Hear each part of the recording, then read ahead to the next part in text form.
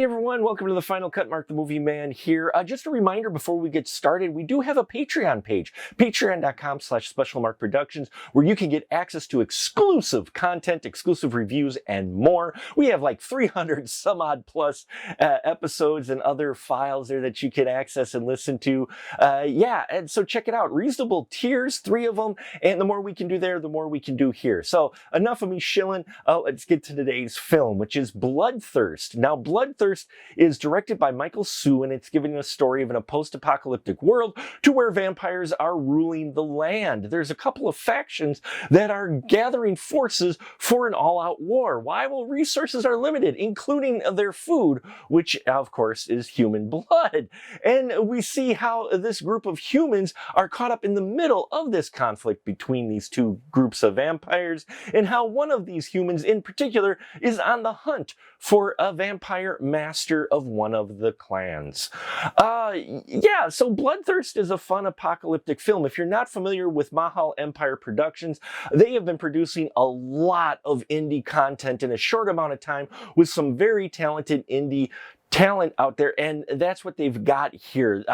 It was great to see Robert Lasardo as the vampire master here in this leading role. I love him very much. Very talented actor. He's been in a number of other films produced by the Mahal Empire, and I just loved him in this. He was great. He was scary. He made a great vampire master, and really enjoyed his performance. His right-hand person, Tatiana Sokolova, playing Destias.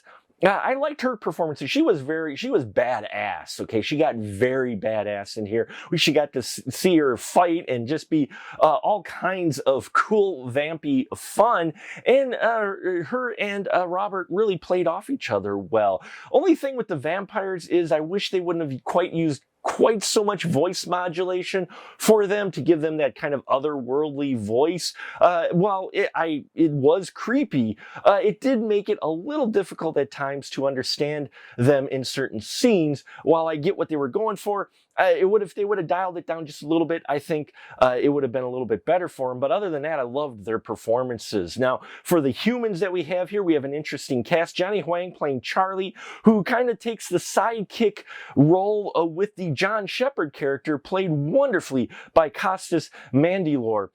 He was wonderful in this as this guy, this hunter, this vampire hunter. I loved the whole get up for this character, the design of the character, from the costuming to just how Costas plays this character quite a bit. Just what you want for your wasteland drifter hunting vampires. Yeah, he got to be badass. And then we get some badass female casting in here as well. Tara Reid showing up as the vampire queen, getting some makeup on and really getting into the role. Alyssa Dowling and Sarah French playing sisters. It was great seeing these two on screen. They played off each other. They felt like sisters. They too get to be badass. And it's always fun seeing them in some wild roles. And that's definitely here.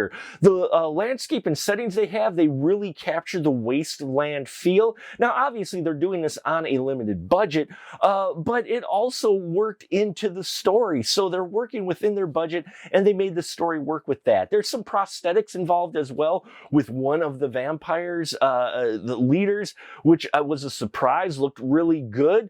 And yeah, overall, I enjoyed the story of the John Shepherd character and just how it all played out. But the only thing I didn't like is how it ended, and that's only because it ended for an obvious sequel, and so it left me hanging with that cliffhanger, and I was just getting into it when